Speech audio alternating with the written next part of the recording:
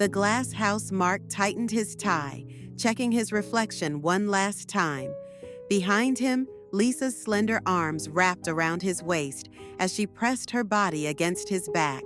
2 weeks is too long, she whispered, her lips brushing his ear.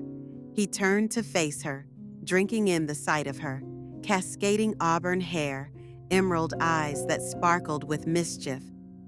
5 years of marriage, and she still made his heart race. "I'll be back before you know it," he said, kissing her forehead. "Besides, the Kyoto deal could double our revenue." Lisa smiled. Always the businessman. As their goodbye kiss lingered, Mark felt that familiar certainty. They had built something perfect. The glass house overlooking the bay, their investment portfolio, the circle of friends who envied their connection.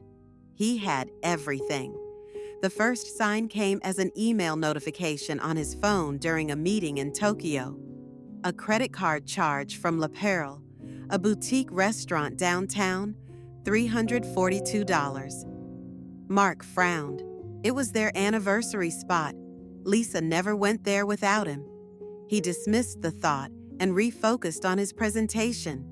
But that night, his call went to voicemail. Probably asleep, he reasoned, ignoring the knot forming in his stomach.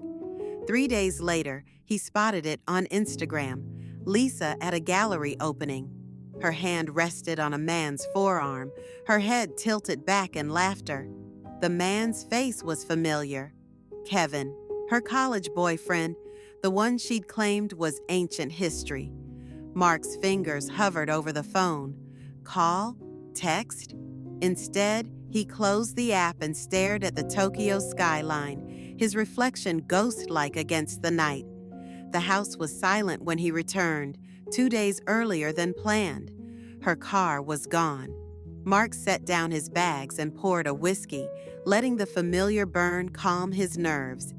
At 11:40 p.m., headlights swept across the living room walls. 2 sets of footsteps approached the door. Laughter, a man's voice. Mark remained seated in the darkness as the door swung open. "Mark!" Lisa froze, her hand still intertwined with Kevin's. "You're early." The silence stretched between them like a chasm. "Clearly," Mark said finally, his voice unnervingly calm. Kevin muttered something about calling a cab. The door closed behind him. "It's not what you think," Lisa began, her voice trembling. "Then what is it exactly?" Mark asked, swirling the amber liquid in his glass. Her tears came quickly. The story tumbled out. A chance meeting at Emma's gallery opening, reminiscing over drinks, one thing leading to another. A mistake. It meant nothing. "One time?" Mark asked. Lisa nodded emphatically. "I need time to process this," he said, "but we'll get through it." That night, as Lisa slept beside him, Mark lay awake, replaying the past 2 weeks in his mind. Something didn't add up. He reached for her phone on the nightstand. The password hadn't changed since they first dated, her childhood cat's name. Inside, telegram messages with Kevin stretched back months, not days. Photos, plans, lies. But it was a different conversation that made his blood freeze. Lisa and Daniel, his best friend and business partner. He suspects nothing. Keep him busy with the Kyoto project. Mark's hands shook as he scrolled further. Lisa and Daniel had been meeting for almost a year. The betrayal cut even deeper. Daniel had been the best man at their wedding.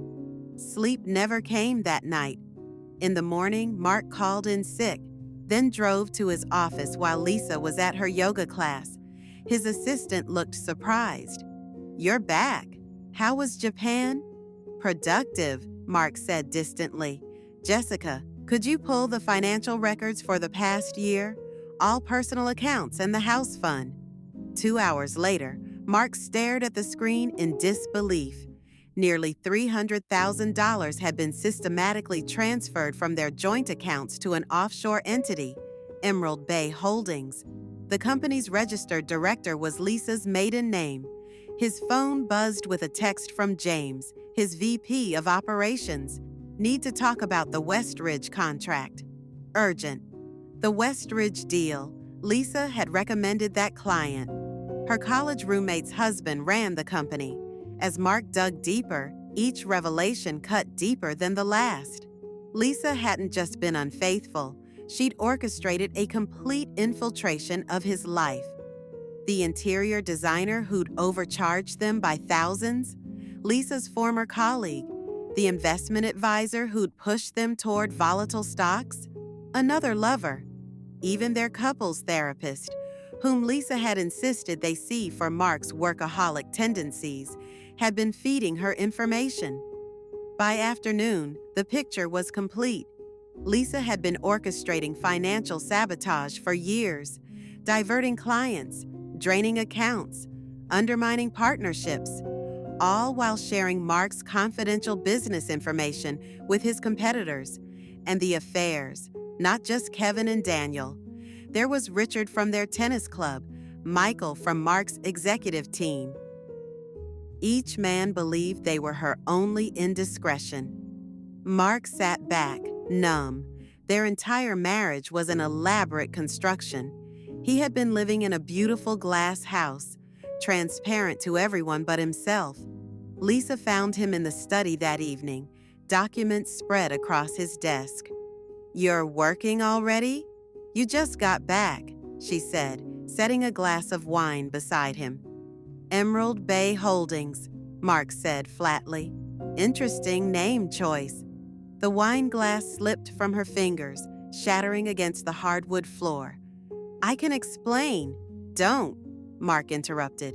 5 years, Lisa. Was any of it real? Her face transformed, the vulnerability vanishing like a mask removed. "Parts of it," she said coolly. "You were so easy to love, Mark, so trusting, so useful. And Daniel, Kevin, the others?"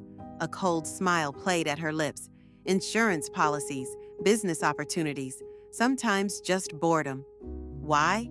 The word escaped him as barely a whisper. "Because I could," she replied simply. "You built your perfect little world and invited me in. Did you ever once question whether I wanted the same things? Or did you just assume I'd be content playing the adoring wife while you chased your ambitions?" Mark stared at the stranger before him. "Get out." "This house is half mine," she challenged. He slid a document across the desk. "Not anymore. The shell company you created? I've had the lawyers reverse every transaction, and I've already contacted the clients you attempted to divert." Lisa's confidence wavered. "You're bluffing." Mark took out his phone and played a recording, her conversation with Daniel from earlier that day, when Mark had called him for a discussion. "He knows everything, Lisa. I had to tell him. We're finished." Her eyes narrowed to dangerous slits. "You'll regret this." "No," Mark said, standing. "I already regret the 5 years I gave you, but not this." She lunged forward suddenly, grabbing a letter opener from his desk. "You think you can just throw me away after everything I've done to build this life?" Mark caught her wrist, the metal tip inches from his chest. "You didn't build anything, Lisa. You only destroyed." Their eyes locked in silent combat. For a moment, Mark saw something flicker in her gaze. Not remorse, but recognition. She'd underestimated him. "You're just like your father," she spat. "He thought he could control everything, too." Mark froze. "What do you know about my father?" Lisa's laugh was hollow. "Why do you think I approached you at that charity gala 5 years ago? Your father ruined my family's business. This was always about making him pay through his precious son." The final piece clicked into place. Mark's father had warned him once, "Be careful who you trust." He dismissed it as paranoia from a man who'd made too many enemies in business. Now he understood. He knew, didn't he? That's why he objected to our marriage. Lisa said nothing, but her silence was confirmation enough. 3 months later, Mark stood on the deck of his new apartment, smaller than the glass house, but his alone. The company had survived the scandal, thrived even, after cutting ties with compromised partnerships. His phone buzzed. A message from Anna, the prosecutor handling Lisa's case for financial fraud. Thought you should know. Lisa accepted the plea deal. No trial. Mark set the phone down and watched the sunset paint the horizon in shades of amber and crimson. The betrayal would always be part of him now, a scar tissue of caution beneath his skin. Trust would never come easily again. But as darkness settled over the city, Mark realized something unexpected. In destroying the glass house of illusions he'd lived in, Lisa had inadvertently set him free. The perfect life he'd believed in had been a mirage, but now he could build something real, something honest. Even broken things could catch the light in beautiful ways. If you enjoyed, hit that like button, subscribe, and turn on notifications.